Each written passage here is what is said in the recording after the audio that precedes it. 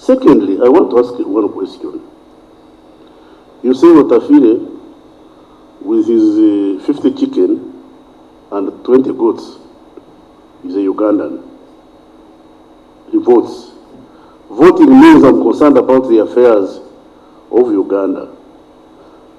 Then you get a lady like Amina, who has invested close to $1 billion in Uganda.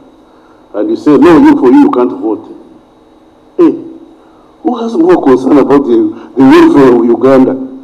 Is it Otafiire who can drive his goods to Tanzania and go away? Or Amina, who has investment in Uganda she can't remove? Who is more interested in the stability, safety and stability of Uganda?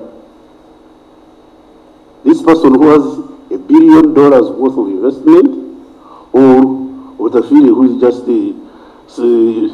drinking waraji and eating potatoes and running around with his goats? So that's also important. As a country should start thinking about it. You've seen this gentleman, Elon Musk, who was very influential in the elections in the United States.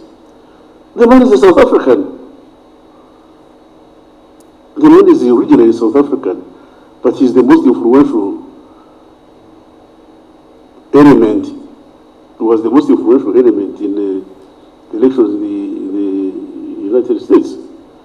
The FBI director designate, I'm told, he's Ugandan. Yes, his parents were just from here. He's now FBI director designate for Uganda, for United States. So we should also start learn to think outside the box. As far as citizenship is concerned, we should also start thinking outside the box. We people in Uganda here, sometimes we don't even think within the box. They don't think when the box becomes a problem. Think outside the box.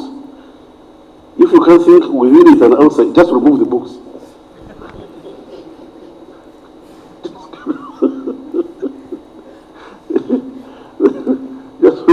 just get rid of the box. So your question, like when you are talking about passports, the question of whether you get a passport or not get a passport should actually be determined at the registration. Your question should be determined by NIRA, so that NIRA makes it easy for DCIC to process your passport immediately, so that you don't have to do 2 interviews. NIRA says you are a citizen, DCIC says no, you are not. And they are running the same government. They are in the same government. NIRA says you are a citizen, you come with a citizenship identity card, DCIC says you are not. Sometimes you find some of these fellows have to have another national identity card. Kapchorwa, you find those who have national identity card of Kenya, then they want the national identity card of Uganda. This gentleman has a brother in Kenya, gets who is a Kenyan from Kapchorwa. Then he comes here and says, I want my national identity card. So he says, but you already have the one of Kenya. He says, look at these fellows. What's wrong with you? I'm a Ugandan. I live in Uganda. Yeah.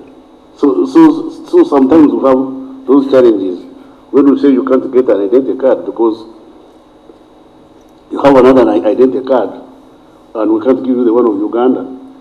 It becomes a problem. And unfortunately, our people don't know that sometimes you have to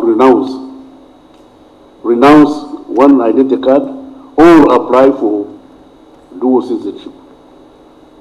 And I would encourage duo-citizenship in Africa here because of the historical mistakes, the history of our country, our countries. Take the Wakonzo and the Wanananga, the Wanandi. There are more Wakonzo in Congo than in Uganda. Now, what's the difference between a Mukonzo in Congo and a Mukonzo in Uganda? They eat the same food, speak the same language, do the same dances, marry each other. So, what's wrong with the Mukonzo of Uganda becoming a dual citizen of both DRC and Uganda? And why don't we abolish DRC in the first place? Why don't we get rid of DRC and get rid of Uganda and become East Africa?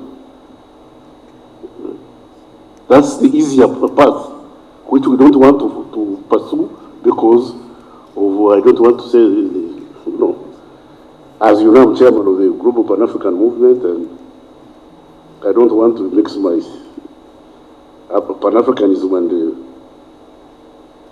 and Uganda affairs. But that answers your question, young man. Why, how difficult sometimes with the giving passports. But in any case, when you get a difficulty, the process should start with your LC1. The process should start at your LC1, LC2, LC1, LC2, LC3. Then you get your national identity card, and that should solve your problem in different cases.